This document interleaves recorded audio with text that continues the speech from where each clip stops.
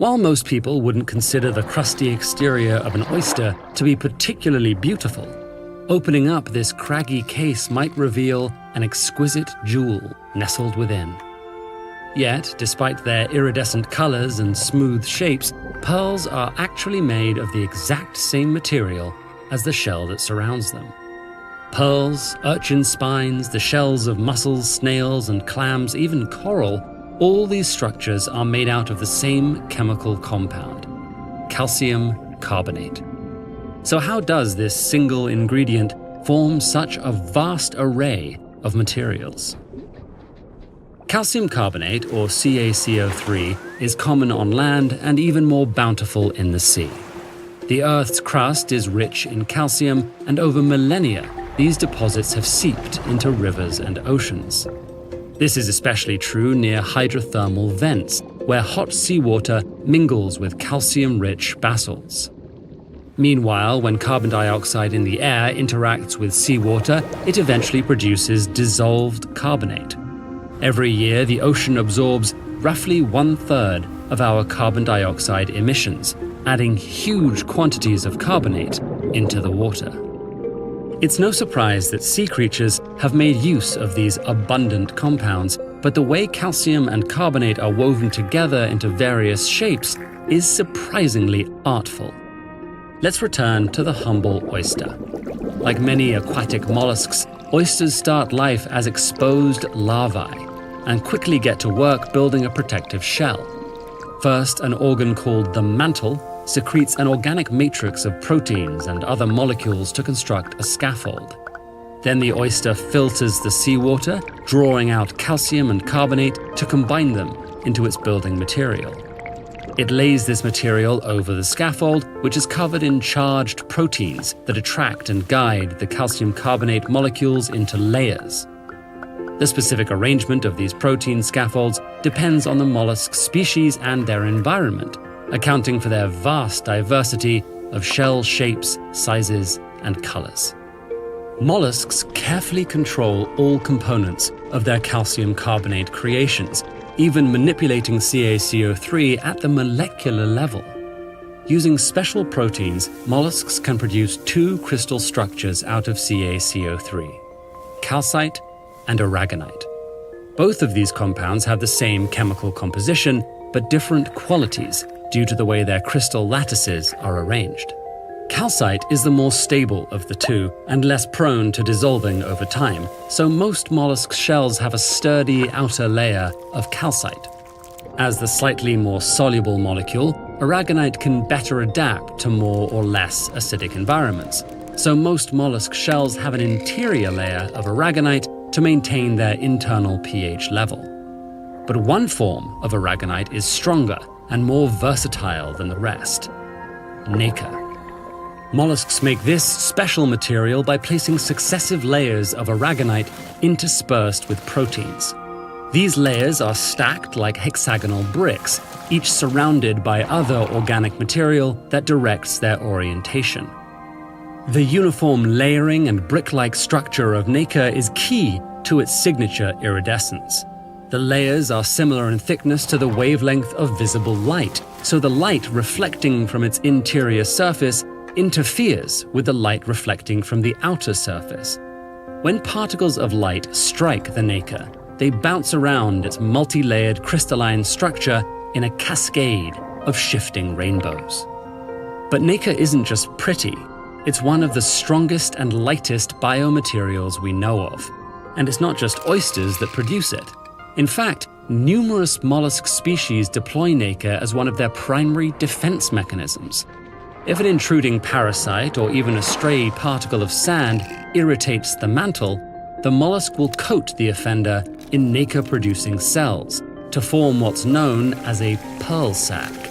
These cells wrap the threat in layers of proteins and aragonite until eventually the cocoon completely absorbs the invader, dissolving the threat into an opalescent sphere of nacre. This defense mechanism is our leading theory for mollusks making pearls, transforming everyday intruders into timeless treasures. Another gem that begins its life as something completely ordinary is the opal. This rock starts as water and then transforms into the most colorful gemstone on Earth. So how does this happen?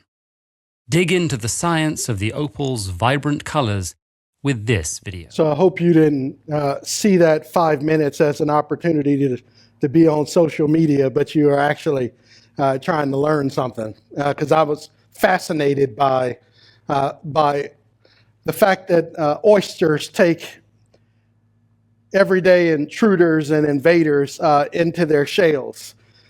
They're irritants, and they turn these irritants, these irritating intruders and invaders, and they turn them into timeless treasures.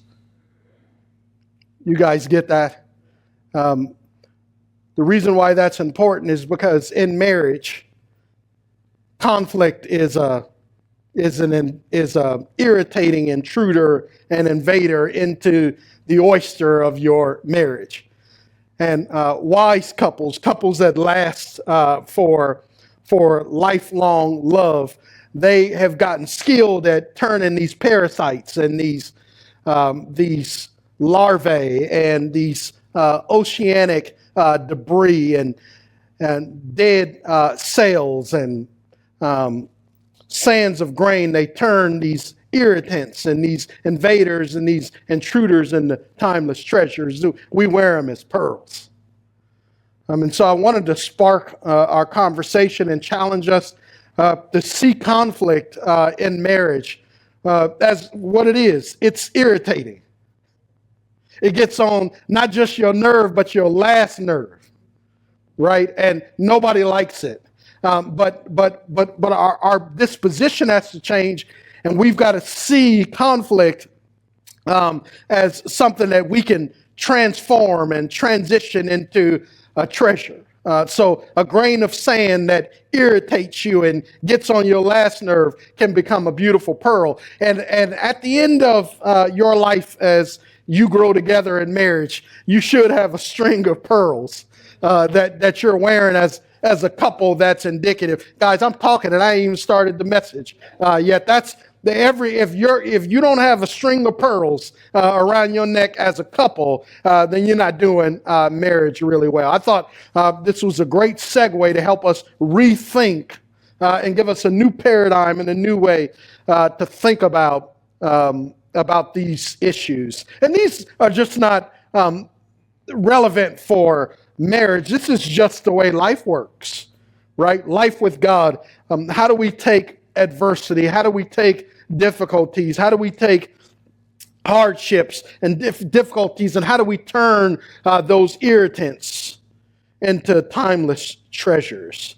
That's what we want to get to today. We want to figure out what these pearls of togetherness, trust, and tranquility look like, because really that's God's will, it's His way, it's His divine design. So you guys are in the Song of Songs, chapter 5 is where we're going to be today. And this is a transition. Last week, if you guys had to go home and take a cold shower after last week, I don't blame you. Song of Songs, chapter 4 is the most erotic, the most rapture-filled, X-rated verses or chapter in all of the Bible. So if you needed a cold shower after that marathon of a message, I cannot blame you. You'll struggle to find messages online of pastors preaching the Song of Songs chapter 4 because they wouldn't touch it with a 10-foot pole, but we did. Now, what we left with last week was sexual intimacy is rapture. It is bliss. It is enchantment. It is the best of the best. It is ecstasy on earth.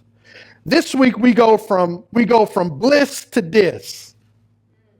Because last week Solomon and his wife on their wedding night, as they consummate their relationship, they were in utter bliss. Anita Baker sung about the rapture. See, if I would have known that Stacy wasn't an Anita Baker fan, I never would have married her. You heard me right. I didn't know. She kept that news from me because I'm a huge Anita Baker fan. That's my girl. And to find out that she can't stand Anita Baker, that was a deal breaker for me, but I was already married when I found out. Yeah, I would have walked away. She talked about the Rapture in one of her hit songs. And that's where we were last week. Oh, but man, when you come back from the honeymoon, it was all bliss, and now Solomon gets dissed this week by that same woman who blissed him the week before. Somebody who's been married knows what I'm talking about. There are 5 stages of conflict resolution that we're going to process over the next 3 weeks. This is the only subject matter that we'll repeat in this particular series because it just begs bearing out, because the biggest threat to your marriage is resolving conflict. So we're going to spend the next few weeks talking about it. There are 5 stages. We're going to get through the first 2 stages this week. Here is the first stage. So again, we're going from bliss to dis. There are 5 stages of conflict resolution. Stage 1 is when both parties feel wronged. Both parties in the marriage feel wrong. They feel denied and disrespected and misunderstood and underappreciated. Anybody ever felt like that? Those of you that have been married before or are married, anybody ever felt wronged? But it's not when one party feels wrong, it's when both parties feel like they've been disrespected and misunderstood and underappreciated and undervalued. Watch the story unfold. Now they're back from their honeymoon from last week. We had a great honeymoon, didn't we, last week? Now we get back into the real world and watch this narrative. Solomon feels rejected and his wife feels disrespected. Look at the story. Verse 2, Song of Songs, chapter 5 says, Solomon says, "Open to me, my sister, my darling, my dove, my perfect one, for my head is drenched with dew and my hair with droplets of the night." Solomon returns home late at night, desiring love and tender affection from his wife. You know, that tender affection he was getting all he could handle on their honeymoon? Now he's knocking on the door of her bedchamber. Remember, in the ancient world, husbands and wives slept in different chambers. I didn't know that. I heard some grunts in the room. Stacy would love that because she would love to sleep in a different room because I snore like a freight train. So she would actually enjoy that. And she, just to tell you how much of a troublemaker Stacy is, because I snore so bad, back in 2013, my ENT did some surgery. This is not in my notes. I don't even know why I'm talking about this, but I want you to know how my wife is a fire starter at home, because you guys think, oh, Stacy's so nice and quiet and introverted. No, she's a fire starter. So in 2013, to try to help with my snoring, I went to my ear, nose, and throat doctor, and they did some surgery, and they took out my adenoids and shrunk my turbinates and fixed my deviated septum, and we thought that my snoring was going to go away, and all I did was snore louder after the surgery. So my wife, with Danica and Dana being little, she went and bought the kids, because we loved every single night without fail while our kids were little. All 3 of them, we read them bedtime stories. Every night without fail. Stacy or I read them stories, and we enjoyed every night of that. Stacy thought she was going to be funny, and she bought the kids a book about how loud Daddy snores. So she wanted them to, Daddy, read the book about Dad snoring, and this dad snored like a freight train, and she thought that was cute. Little kids tell Daddy to read the book about how loud Daddy snores. She got a kick out of that. I thought I was appalled. But see, that's the kind of stuff my wife does. She likes to shiv you in funny ways. But Solomon here, they're in different bedchambers. And so he's knocking on his wife's bedchamber because Solomon has got dew. Maybe it's raining or it's misty and his hair is wet. So he's gone through something to get to his wife's bedchamber, and he knocks on the door and he says, "Open to me." And he lavishes her with all of these compliments and all of this beautiful language that Solomon's been doing from the very beginning, right? But look at what happens. The wife responds to him, "I've taken off my clothing. How can I put it back on? I've washed my feet. How can I get them dirty again?" Let me just contextualize that for you in the 21st century. She said, "Baby, I've had a long day." "Not tonight. Not tonight. I got a bad headache. I can't. I'm just too tired." "No, I'm just, not tonight, honey. I'm not in the mood." The married brothers have heard them excuses when we tap on the wife's shoulder for a little tender love and care. We've heard those excuses, and that's the same thing she gives to Solomon. Now, scholars aren't sure whether she's really rejecting him or she's just teasing him and playing with him. Not sure here, but she is like, "No, I'm in for the night. Sorry, you ain't got to go home, but you got to leave here because I'm not. I bathe. I've put on all my nighttime care and all of the things. I'm in for the night. Maybe tomorrow." No guy likes to hear that, but you may not like it, but you got to respect it. Now we're gonna have a conversation in these next few weeks about how we need to get to the place. Remember, 1 Corinthians 7 last week says we don't withhold sexual intimacy from our partners unless we've done so by consent, right? To give ourselves to prayer. So we got to have a come to Jesus conversation. Not today, but maybe next week or the week after while we're talking about this. So Solomon feels rejected.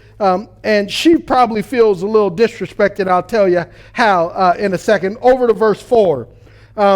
She says, "My love, Solomon thrust his hand through the opening of the door, and my feelings stirred for him." Even though Solomon is rebuffed, he is persistent in pursuing his wife. Look at verse 5. I love this. It says, she says, "I rose up to open for my love, and my hands dripped with myrrh, my fingers with flowing myrrh on the handles of the bolts." Leaving myrrh on the handle was a sweet disposition. We're not sure in the Hebrew who leaves the myrrh on the handle. Is it her as she touches the handle because she wants to let Solomon in? Her heart has stirred. She recognizes, "Oh no, I've sinned against my husband. I've rebuffed him. I've rejected him. I've denied him." And she races to her feet and throws her robe on and her house shoes, and she goes to the door, and there's myrrh on the handles. Liquid myrrh is dripping from the handles, and we're not sure whether it's myrrh from her hands on the handle or whether it is myrrh from that Solomon left on the handles of the door. But either one of them, it is a sweet disposition as one of them sweetly reaches out to the other. I want you to notice that Solomon is disappointed but not despondent. He's rejected, but notice he's not raging. He's astounded, but he's not angry. He can't believe that his wife, who is his heart and soul, and they've got this robust relationship, and they are one heartbeat, and that now she has rejected him for the first time. He needs her tender love and care. He needs her embrace. He needs to tell her about how hard and how difficult his day was, and she failed to respond to his requests. I want you to notice in verse 6, the wife says, "I opened the door to my love, but my love had turned and had gone away." Solomon, his heart is broken. He's disappointed. He can't believe that his wife, his And they're in the honeymoon phase that she has failed to open the door, that she has rejected him and rebuffed him and denied intimacy to him.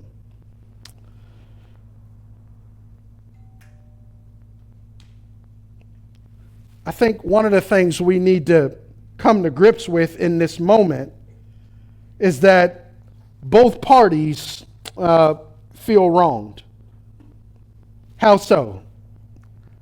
Solomon was rejected even though he approached his bride with a sweet, tender disposition. Solomon said, "You are my love, my darling, I need you." How did she feel wronged? She felt wronged. She was like, "Man, you got to come home at a reasonable hour. You know what time I go to bed. You know what time I start my bedtime routine. You got to get home on time. You're asking me to dirty my feet and get up and do all of this stuff, and I've had this long, intricate bedtime routine with all of my personal care, and you know better. You know what time I do this stuff, and if you can't get home at a reasonable hour, don't expect to be cozying up with me, and you're late."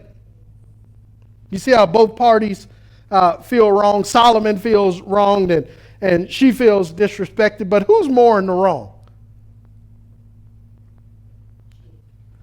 Yeah, I'm glad a married woman said it. Yeah, that she's more in the wrong because she should have let Solomon in and then lectured him about what time he got there. But after all, how do you lecture the king? That's hard to do. Maybe Solomon was out tending to some issue in the kingdom. After all, he's the most powerful man in the world, and can't he come home late considering all of the duties that are under his care? She didn't think about that. All she thought about was, "No, I'm in for the night. Maybe tomorrow."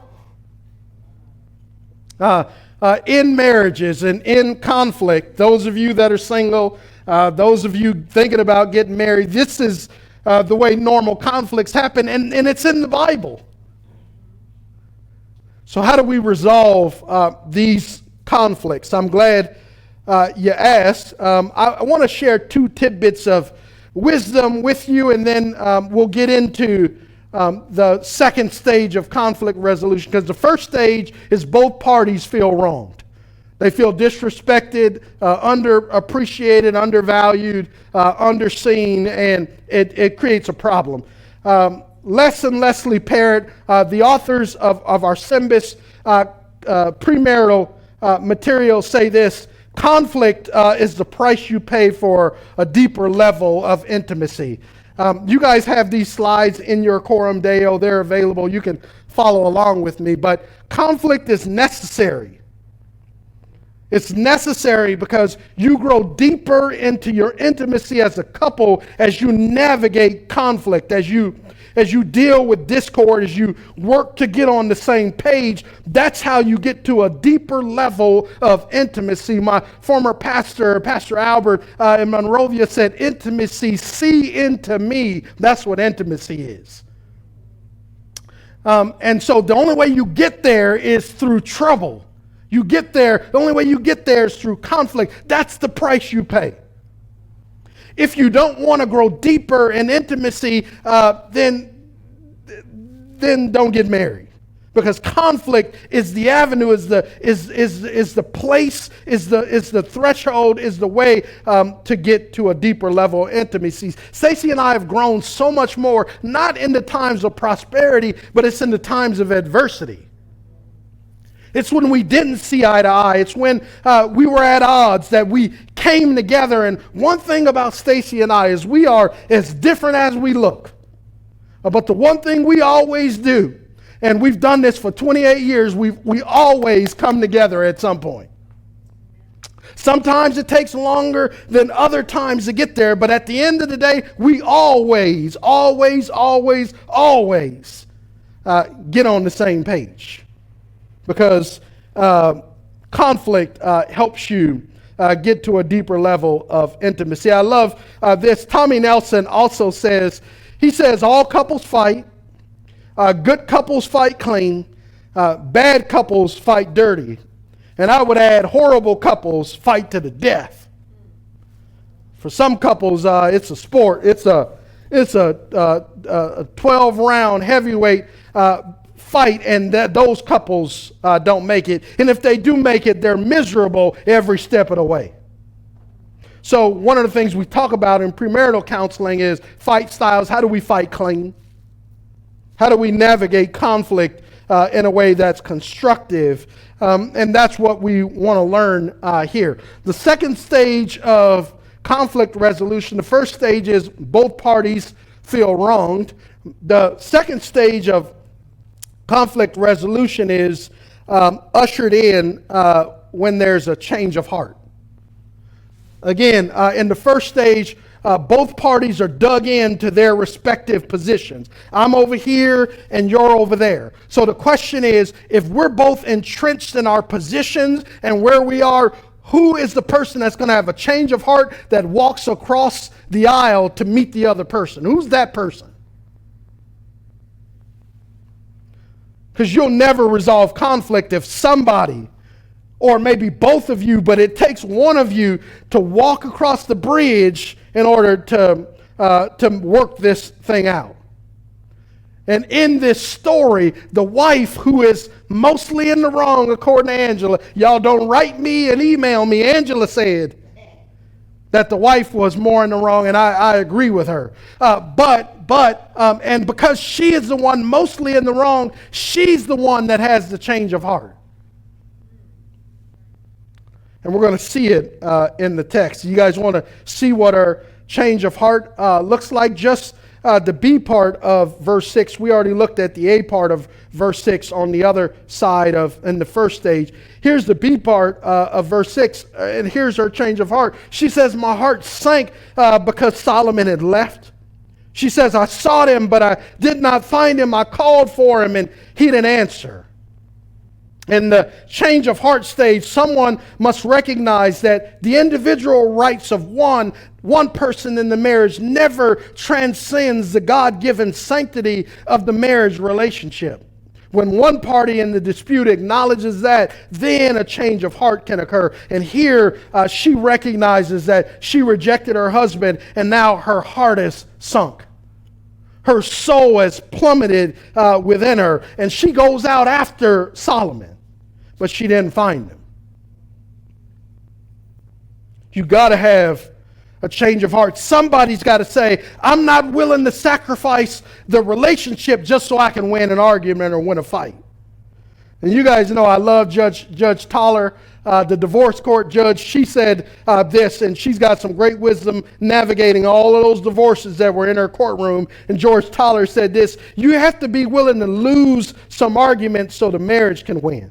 If one person is winning all the arguments, the marriage will lose. And this wife is not willing to lose her marriage over arguing with Solomon about what time he came home. She's going after her man. It's not worth it. And she is so right about that. So she's looking for Solomon. And you guys remember, because you've been trekking with us in this series, remember she had a dream in chapter 3, verses 1 through 5 about looking for Solomon. And it was a dream she had on her bed, and she went out, and the watchmen found her, and they helped her look for Solomon, and they couldn't find him, and yet she found him. And when she found him, remember, she hugged him, and she would not let him go until she got him to her mother's bed chamber. Remember the dream she has in chapter 3? Now that it's deja vu. Because the dream that she had now becomes real life, and now it's the middle of the night, and she is out looking for Solomon. Just like anybody ever dream something and then it actually happened? That's what's happening here, and we get to see the parallel to Song of Songs chapter 3 verses 1 through 5 lived out in her life real time.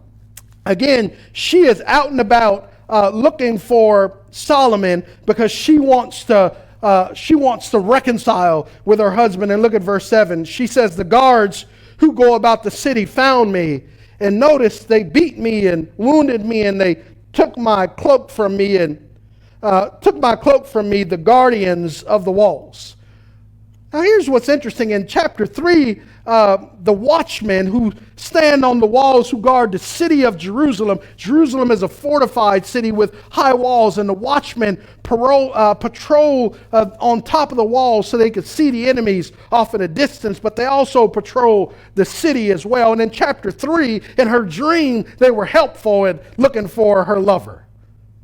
They're not helpful here. They wound her, they rough her up, and they take her cloak. What is behind that?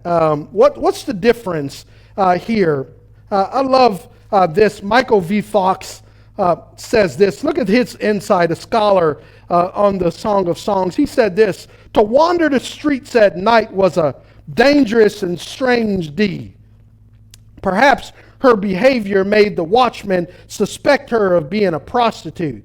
And indeed, her behavior does resemble that of the strange woman in Proverbs chapter 7, verses 5 through 21. In that particular passage in Proverbs chapter 7, that strange woman goes out into the depths of the night to hunt about in the streets and in the squares, looking for a foolish lad passing in the street near her house. So Dr. Fox thinks that she got roughed up because she is doing something that is really countercultural for a woman alone to be at night, running around the city is just strange and awkward behavior. And they thought maybe she was a prostitute. They don't recognize she's married to the king. Here's something I thought was ridiculous. A lot of the commentaries, you guys know I'm reading like 6 or 7 commentaries as I prep for these messages, and nobody seemed to think that this could be real. And I looked at art because I'm sure that this kind of thing happens all the time. I mean, in my favorite movie, Aladdin, Princess Jasmine disguises the fact that she's a princess, and she looks like a commoner, and she goes out with the people. That's how she runs into Aladdin, right? A princess disguised as a commoner who's out in the regular area with the common folks. Happened in Aladdin. You guys will laugh at this. It happened in Coming to America, remember? Eddie Murphy and Arsenio Hall. Eddie Murphy is the Prince of Zamunda, and he takes a job and is working at McDowell's. He's a prince, but he disguises himself like a commoner and rents that raggedy motel apartment in New York. You guys know the story. This is not unheard of. Scholars don't understand that this could be real, and I just gave you 2 examples. And I'm sure that this happens all the time, that sometimes celebrities and people that are very well followed and noticed, sometimes they put on disguise. They just want to be out with regular people. So the fact that the queen is out and about and has got her veil on and it gets mistaken for a prostitute, that is not unheard of, but yet the scholars don't seem to believe that is possible. I was screaming at all of my commentaries, wanting to know why these gentlemen don't have better imaginations than what they do. So she gets roughed up in the text. Now I want you to notice something. Solomon didn't seek payback to pay back his wife for how she had treated him. There was room for God's chastening. Not only does the woman have her husband who is left and she can't find him, and she feels disconnected and disjointed from her husband, but now she's got the consequences of being roughed up by the watchman. See, we don't always got to get a pound of flesh.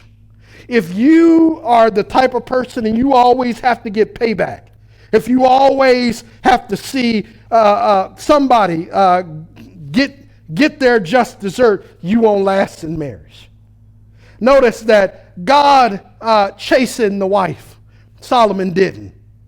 See, I'm helping somebody. See, I think we got to trust God to open up our spouse's hearts. We got to trust God to convict them. The Bible tells us to repay no man evil for evil, but let God, who is the just judge, bring conviction on others. We want to be judge, jury, and executioner in our relationships. And what does Solomon model for us? No, I'm going to let go and let God. God will deal with my wife. And did God deal with her? Yes, he did in verse 7. And I needed somebody to tell me that when I first got married. And so this is wise counsel from the wisest man that ever lived, except for the Lord Jesus. Now, in verse 8, she needs some help. She's already been roughed up. It's been a tough night. Her husband has went away. She has no idea where she is. She's been roughed up by the watchman, and now she enlists her buddies to help. The sisters that she's been interacting with, the ones who wanted Solomon as bad as she did, but he chose her and not them. She enlists the avengers to come and help her. In verse 8, she says, to the young women of Jerusalem, I charge you, if you find my love, tell him that I'm lovesick. She's like, yeah, can y'all help me find my lover? I need him so desperately, and I can't. We could probably find him better if you sisters come out and help me, because I'm lovesick. Now, she was lovesick earlier in the text. It's so sick with love that, and we talked about this, is not a medical condition, but it is a realistic condition where someone is so sick that they can't move, they can't eat, they can't function because they're away from the object of their love, and it just incapacitates them. We talked about that earlier in the series, and here she is, lovesick all over again. And she asks the friends to help her to find him. And then they ask a question. They say, what makes the one you love in verse 9 better than any other? Most beautiful among women. What a compliment they pay her. What makes your lover, what makes Solomon better than another, that you would give us this charge? The sisters say, now come on now. It's the middle of the night. Women don't run around Jerusalem in the wee hours of the night. So you got to give us some incentive. Why should we do this? What makes him worth us getting out of our warm beds, risking our own safety and protection to come help you find your man that you obviously got into a fight with? Now you got to help us explain why we should do this. You guys get the flavor of verse 9? It's the middle of the night. Can we do this tomorrow? No, I need you guys to help me tonight. So in answer to her question, she spends verses 10 through 16 telling the sisters why Solomon is worthy of this investment of their time and their energy and potentially sacrificing their safety to do it. This is beautiful because she details Solomon's acclaim. Now, you guys will remember last week when they had sexual intercourse on their wedding night for the first time, he walked from the top of her head down to her breasts, and he couldn't go any further because he was enamored just by there and couldn't even get to the rest of her. But he detailed all of these wonderful attributes and accolades that his wife had. Now, she returns the favor. She's talking to these sisters and trying to convince them that Solomon is worthy. So look at how she unpacks Solomon. And this time she goes from the top of Solomon's head down to his legs and everything in between. Verse 10 says, she says, well, sisters, let me explain to you why Solomon is worthy. My love is fit and strong. He is notable among 10,000. This is beautiful because she gives an overall description that he's radiant and he's ruddy. The translation, he's fit and strong. Fit in the Hebrew is this word that says it's like taking gold that shines brightly because of how pure the gold is. It's that shine that you get from jewelry, pure jewels that radiate a glimmer from them. She says, man, you guys got to help me because, man, my man is radiant. And not only is he radiant, but he's ruddy. It's Adam in the Hebrew text is where we get our English word Adam. Adam means brown or reddish brown. Why is Adam named Adam in the Hebrew? Because he comes from the dirt. Adam means dirt. And what color is the earth? The earth is brown. It's reddish brown. So Solomon is brown. And he's got this amazing complexion. He's ruddy, kind of like David was. The same description of David in 1 Samuel is the same description of Solomon. David was brown, reddish, and so was his son Solomon. Both of them were tens. If they would be the sexiest men alive, both father and son. And so she says, you got to help me. My man is radiant and he's ruddy, and he is the best of 10,000. Now, in the Hebrew world, in the ancient world, 10,000 was the highest number they counted to. They didn't have, 20,000 and 50,000 and 100,000. She says Solomon is the best. If you lined up 10,000 men, he'd be the best of that group. You guys got to help me. And she goes on in verse 11. She makes a general statement. Now she's going from his head. In verse 11, she says, his head is purest gold. His hair is wavy and black like a raven. I love it that she says his head is pure gold. What do you mean by that? Gold is not native to the promised land. It's imported. Therefore, gold in Israel is more valuable. This reference could be a praise to Solomon's appearance or to his cognitive acumen.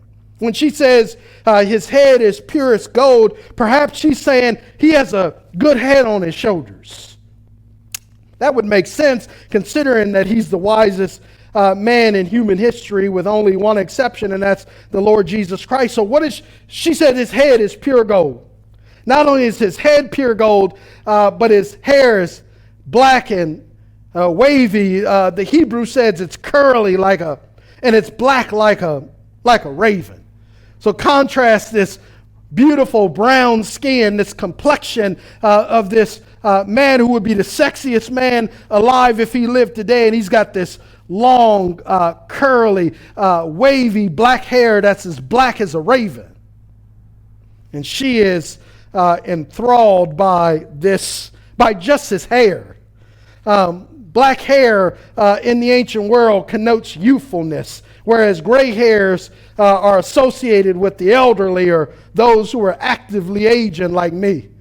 Last night I was working at the computer, and Delaney likes to snuggle up with me while I'm at the computer, and she says, "Daddy, you got a long gray hair coming out of your beard. Can I cut it?" I said, "Yeah, go get the scissors and cut it for Daddy." And she went and got the scissors and cut my gray hair. Yeah, I had hair before the kids came, but then they worried me half to death. And so now I'm bald and enjoying it. But Solomon had this full head of beautiful black flowing hair, as black as a raven. His hair is as black as a raven, but his eyes are as white as doves. Notice how the woman describes him. She says his eyes are like doves. Solomon said that about her on 2 occasions before, remember? In 1:15, and that was the first thing he said about her on her wedding night, is he looked at her eyes through her wedding veil, and he says, "Your eyes are like doves behind your veil." She says, "Oh no, my man's eyes are like doves as well, beside flowing streams. His eyes are like doves washed in milk and set like jewels." Again, she repays the compliment, but there are three features to Solomon's eyes that she points out. Don't miss these. Doves beside flowing waters. Doves drinking from flowing waters suggests a peaceful refreshment that she sees in Solomon's eyes. Doves washed in milk highlights the whiteness of his eyes. What could be whiter than a dove who's white that's washed in milk? You see how she's mixing her metaphors just to talk about the brilliance and the brightness of her man's eyes. And his eyes are set like jewels. She says Solomon's eyes were so perfectly set in his head, it would be akin to the way a jeweler sets precious stone in its mount or in its setting.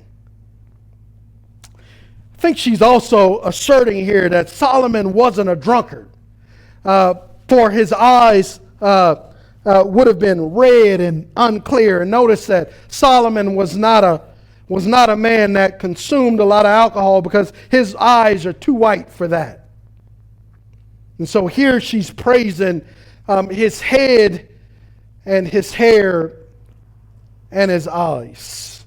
Now she moves to his cheeks in verse 13. She says, his cheeks are like beds of spices, mounds of perfume, and his lips are lilies dripping with flowing myrrh.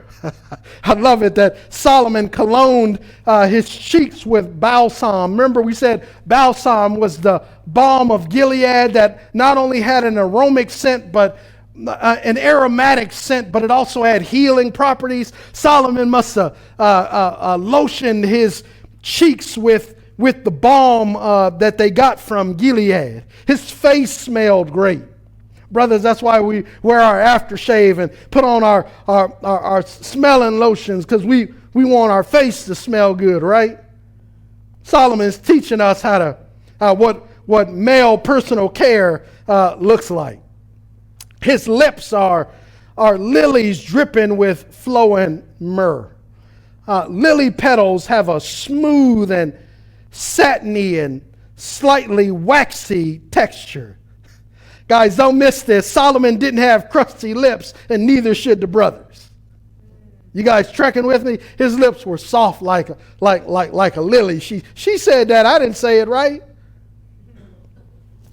His lips and his mouth are scented with myrrh, and we've talked endlessly about the significance of myrrh as an ointment in the ancient world. It could be used as a cream, but also could be liquefied, and it was important in the culture. So she talks about his cheeks and his lips, and he did all of this for her last week. Now it's her turn. It's unfortunate he's not hearing it. She's talking to her girlfriends here.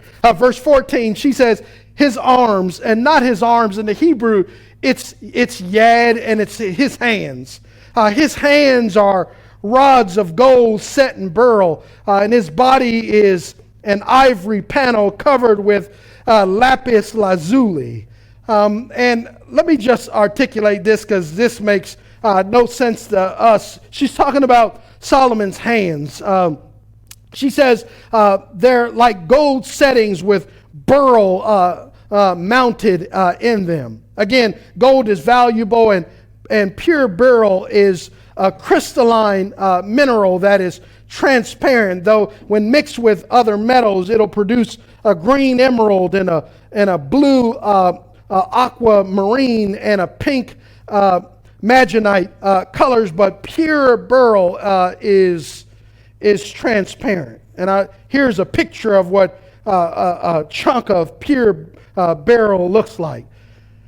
She says that Solomon's hands are golden, and they're like beryl. And I wonder by these two references if she's saying his hands symbolize a person's actions, their lifestyle, their behavior, their conduct. That's a motif all throughout the Hebrew Bible, that your hands connote how you live your life.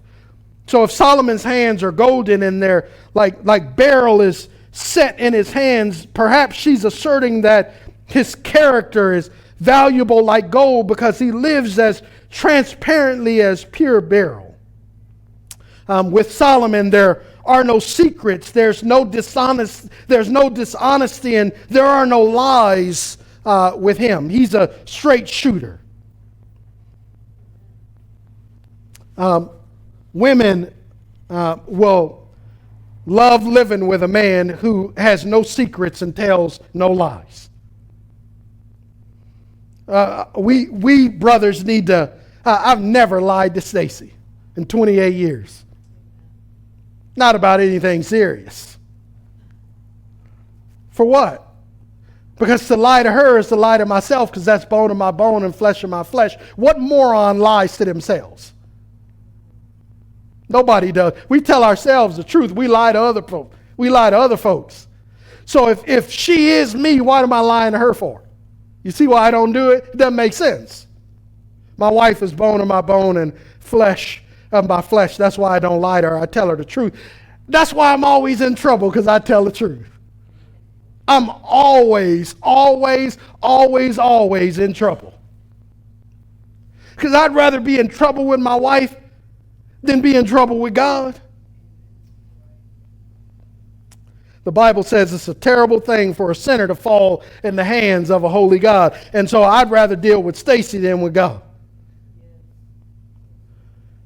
Now, I want you to see what this lapis lazuli is, because she said that his abdomen is his guts, his intestines, his belly, his loins is as flat as a panel or a plate or a plaque or a slab of ivory covered with lapis lazuli.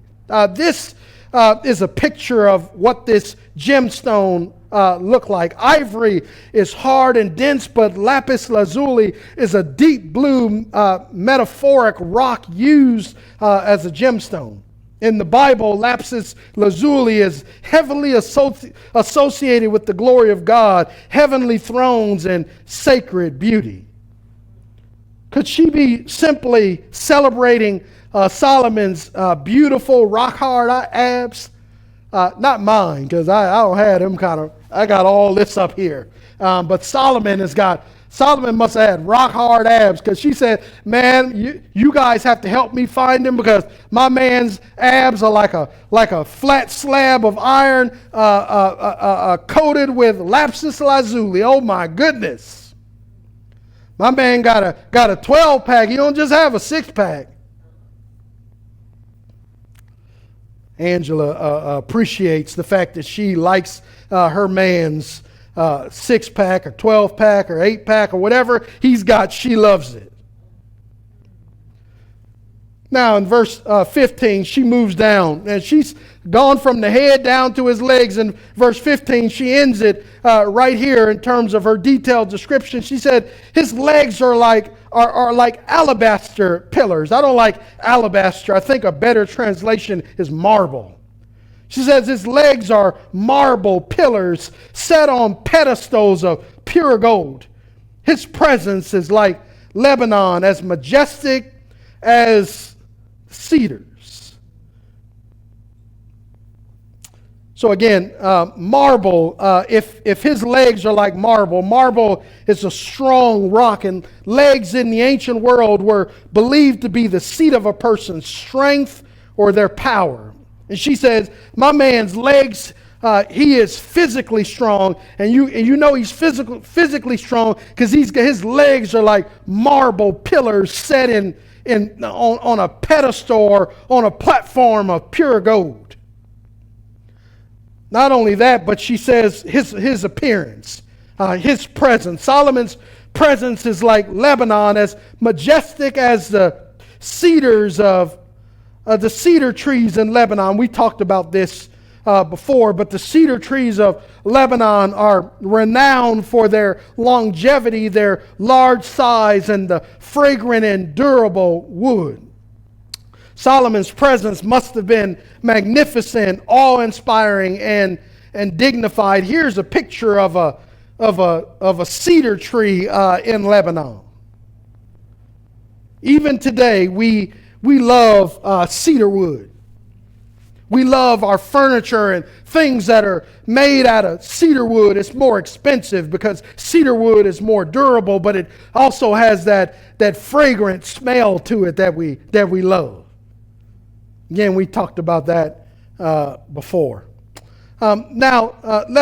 She wraps up this section with more general compliments and accolades for Solomon. She says his mouth is sweetness. He's absolutely desirable. This is my lover. This is the man I love. This is my friend, young women of Jerusalem. She says Solomon's mouth is sweetness, and it's totally desirable. It's lovely. It's precious. His mouth is a valuable treasure. I wonder if she's referring to his kisses or his words or both. But I think if we talk to our wives the way Solomon has spoken to her in these 5 chapters, it's fair to think that this is the sweetness and the loveliness and the preciousness of his mouth is because the words that come out of his mouth are words that edify and that build up and that affirm her and just double down on how in love with her he is. I tell Stacy all the time how crazy I am about her. Ask her, she'll tell you. All the time, daily, multiple times. Ask her. Because I want my mouth to be sweet to her, because I ain't always sweet. Sometimes I say things I don't have no business saying and they get me in trouble. But I try to use my mouth for sweet reasons around my wife. I think Solomon is teaching me all over again that if you want your wife to be in love with your mouth, it's not just how well you kiss her, but it's how well you speak to her. And Solomon did that in this text. So she concludes, she says, this is my lover, my friend. All these things make Solomon desirable and worthy for you guys to get your behinds out of the bed and come help me find them. Let me end this because Ian Proven has just been a closer for me.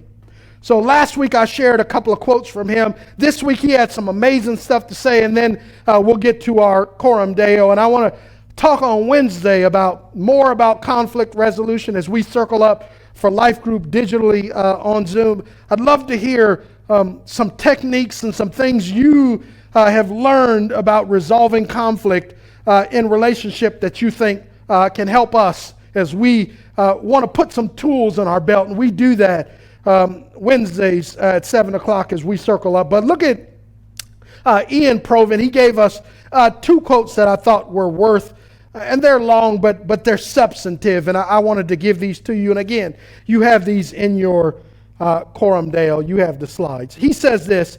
He says, some of the problems come from that we have in marriage come from previously unhelpful or abusive relationships, whether in families or elsewhere, leaving us with deep scars that make trust and openness in the present difficult.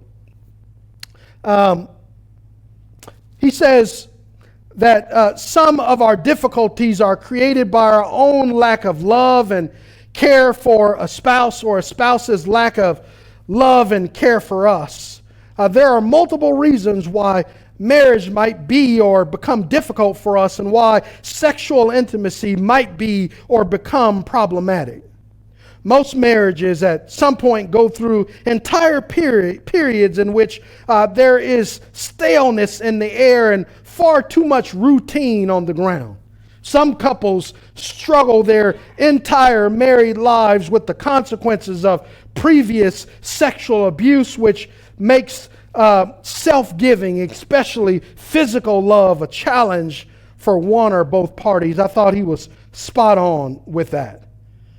Sometimes there are seasons of staleness and too much routine and not enough vibrancy in our marriage. And sometimes we bring wounds and traumas from previous unhealthy, unholy, and unhelpful relationships into a holy marriage, and it brings a hurricane and a tornado into an otherwise peaceful situation. That's why it's important during the courtship process to deal with all of these issues. You don't bring that sort of brokenness into something that's holy and something that God is in. And so we want to work through that. That's what the premarital phase is really designed to do. Then he goes on with this, and then we'll get to our takeaways. He says, we can all relate to the frustration and anxiety of which Song of Songs, chapter 5, verses 2 through 16 speaks. We all know of misunderstanding and fear and insecurity and even loss, whether the loss of a beloved is more emotional than physical, as we pass like ships in the night, even while sharing the same ocean, or whether we have known the tragedy of physical abandonment like Solomon was in the text. We recognize in the ideal relationship that the Song of Songs presents to us the intimacy that we ourselves crave. But we are perhaps glad for the recognition in this song itself that real relationships only approximate at certain times and in some ways to the ideal. What Dr. Provane is saying is that the Song of Solomon is giving us the ideal. It's giving us the picture and the portrait of God's divine design, and the reality is none of our marriages will match up to this model. And so we should find some consolation, some encouragement, that we don't have to say, oh no, my marriage doesn't match up to this. We're a mess. Yes, maybe we are. And we need to work toward getting here. This is the ideal. It's not the real. But with God's help and with the work of the Holy Spirit, and as we submit ourselves collectively, we can get to the place of the Song of Songs with God's help. But we find some comfort and some consolation that we don't have to be there today. But we should be on our way there. That's the journey. That's the destination we want to get to. Is God's ideal design, God's ideal divine design for intimate and romantic relationships. We want to get to this place. Now, quickly, the Coram Deo, and then we'll answer and address your questions that you have for us. Conflicts, number one. Here's how we live this out in Coram Deo, in the presence and before the face of God. Number one, here are my three takeaways. Conflicts in marriage are irritating intruders and invaders, but if we handle them in godly ways, conflicts can become the catalyst for timeless treasures of pearls in our journey to lifelong love. So we need to see our conflict in marriage as the intruder, the irritating intruder and invader that it is, but we also need to see it as an opportunity to turn that invader and intruder into a timeless treasure like a pearl. We learned that from the oysters earlier. Number two, conflict is the price you pay for a deeper level of intimacy. We need to leave here today understanding we need conflict. Now, we don't want to start mess. But we definitely want to address it and get on the same page. So that's important for us. So we want to welcome conflict, but we don't want to start it. Number three, when both parties feel wronged, misunderstood, unappreciated, and disrespected, a change of heart must occur in order for the conflict to be resolved. We saw that in the text today.